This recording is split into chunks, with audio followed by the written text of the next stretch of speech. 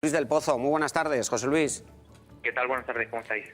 Fíjate, voy a compartir contigo una de las valoraciones que se han hecho aquí en la mesa y luego pasamos a hablar de datos más concretos acerca de este suero experimental con el que se ha tratado este sacerdote que ha fallecido. Pero aquí se estaba comentando, José Luis, que parece ser que el tema del ébola, que ya viene desde hace unos cuantos años, no ha empezado a preocupar hasta que ha llegado al continente europeo. ¿Tú qué crees, José Luis? Ajá. Pues mira, completamente de acuerdo. Este es un virus que se conoce desde el año 76, es decir, que ha pasado un montón de tiempo. Hay epidemias documentadas casi todos los años y probablemente haya más casos de los que pensamos, porque obviamente en África es muy difícil contabilizar número de personas afectadas, número de enfermos reales, número de fallecidos debido a esta enfermedad. Entonces, realmente la preocupación ha venido este año cuando todos los años ha habido epidemias por este virus. Yo pongo el mismo ejemplo siempre y es el ejemplo comparativo entre el SIDA y la malaria.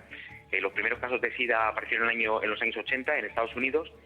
En aquel momento solo había un fármaco disponible para tratar la infección y a día de hoy, dado que el SIDA es verdad que es un azote en África, porque especialmente en el África subsahariana y donde los pacientes no tienen acceso a la medicación, pero también es verdad que es un problema que afecta a los países desarrollados, entre comillas. A día de hoy tenemos más de 30 fármacos para tratar a estos pacientes y hemos convertido el SIDA en una infección que no mata al paciente, sino que es una infección con la que se convive. Sin embargo, la malaria, que la conocemos desde hace 2000 años, y que afecta fundamentalmente a zonas más desfavorecidas y que no la tenemos actualmente en los países desarrollados, resulta que los fármacos que tenemos a día de hoy disponibles son casi los mismos que teníamos hace 2000 años, ¿no?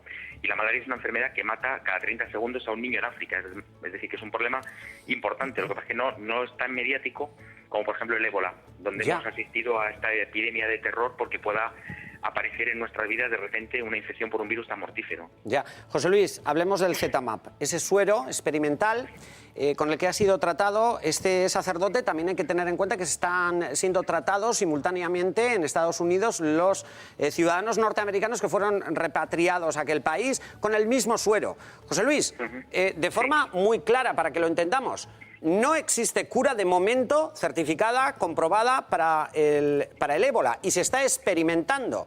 El hecho de que este sacerdote haya muerto es, no sé, es síntoma de que no funciona este suero.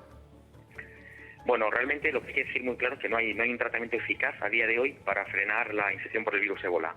Y lo segundo es que pase lo que pase con los 3 pacientes a los que se les ha tratado con este suero, a los 2 americanos y al paciente español, no vamos a poder extraer ni sacar ninguna conclusión. Aunque no hubiese fallecido el paciente español, no íbamos a poder decir si este tratamiento funciona.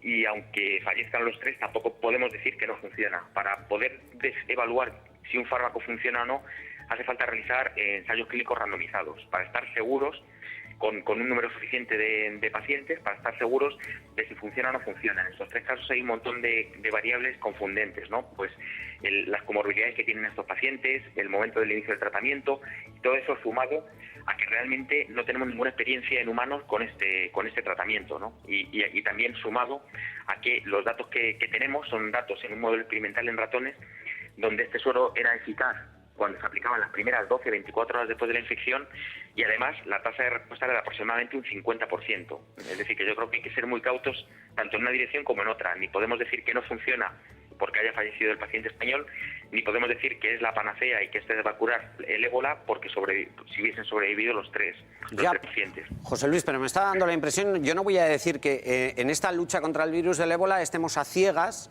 pero estamos, o sea, muy verdes. ¿Me entiendes lo que te digo? Bueno, esta es una infección compleja por varios motivos. Uno, es una infección que aparece en zonas remotas de África. Ahora estamos viendo más casos porque se está diseminando la infección. 2, hay poquitos laboratorios en el mundo que sean capaces de trabajar con este virus para estudiarlo. Y 3, que cuando queremos diseñar un fármaco para acabar con un microorganismo, sea el que sea, o queremos desarrollar vacunas, lo primero que tenemos que conocer es perfectamente bien el ciclo biológico del virus, cómo se multiplica, cómo se replica, dónde vive, qué proteínas tiene para unirse a las células, y esto lo desconocemos en el caso del ébola porque no hay suficientes datos en la literatura ni grupos investigando en este tema para poder trabajar aquí. Entonces, efectivamente, estamos muy verdes en este tema. De acuerdo, yo te agradezco, José Luis, que hayas intervenido en nuestro programa para darnos esta visión que vamos a comentar también aquí con otros datos que estamos recibiendo ahora mismo. José Luis del Pozo, muchísimas gracias. Muy bien, de nada, un saludo. ¿Qué os parece? Sí, yo creo que no sí. podemos criticar a los laboratorios farmacéuticos sistemáticamente, y yo suelo ser muy crítica con ellos, porque son empresas privadas. Es decir, evidentemente que un laboratorio farmacéutico solo hará una investigación al uso cuando crea que sacando una medicación que le será comprada y irá a negocio. El problema viene ya de más atrás. Hay que tener en cuenta que el primer hospital de Liberia está gestionado por una ONG. Es decir, es que ya todo ello es un dislate. Una ONG, que no dudo de su capacidad de gestión, no creo que deba de gestionar un hospital como este. A partir de aquí, hasta que los países no tengan sus propias capacidad de I+D+I, aquello que siempre estamos hablando, que no es solamente buscar chips para hacer coches más rápidos, sino precisamente para eso, ¿por qué los estados no tienen también sus canales de investigación farmacéutica? Pablo, entonces no podemos y tampoco criticar solamente a la empresa privada, Pablo, con toda la crítica que... Es realmente llamativo. Por un lado estás diciendo que las empresas farmacéuticas solo producen vacunas, solo investigan cuando les interesa económicamente. Ciertamente Claro. el paradigma occidental neoliberal, que es hacia donde está conduciendo no al mundo, a África, el continente que está siendo arrasado por esa política neoliberal, no solo de las farmacéuticas, también de los gobiernos, porque tú dices, pues claro, es que en Liberia no hay un gobierno que lleve un hospital, es que en Liberia, en Sierra Leona y en tantos países de África, desde Occidente se están alientando guerras, se están imponiendo dictadores que machacan a su población. Sí, pero ya acabo. Aquí el debate tendría que ser África, el continente africano, un continente saqueado, machacado, donde sus países más pobres están sufriendo el ébola. Es que podíamos seguir no son hablando, zonas remotas, estoy son zonas completamente de pobres. acuerdo, Pablo, pero añadir a todo ello, hablar de la malaria, hablar de otras enfermedades completamente desconocidas que están dejando, vamos, miles de muertos Cientos de también miles, y que no se investiga. Pero a mí me parece una contradicción que digas que, claro, que como es una farmacéutica, son empresas privadas.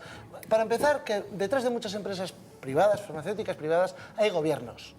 Y hay gobiernos interesados. Quiero decir... Claro que hay gobiernos. Pues si hay gobiernos interesados, lo que hay que hacer es exigir a los gobiernos que dediquen mucho más de su esfuerzo económico, sobre todo, precisamente en la investigación médica. Ese esfuerzo, y concretamente en Estados Unidos, llega ahora que detecta que tiene varios de sus ciudadanos infectados por el virus. O sea, desde el año 76, que se localiza el primer infectado por ébola, no se ha gastado $1 en la investigación para luchar contra este virus.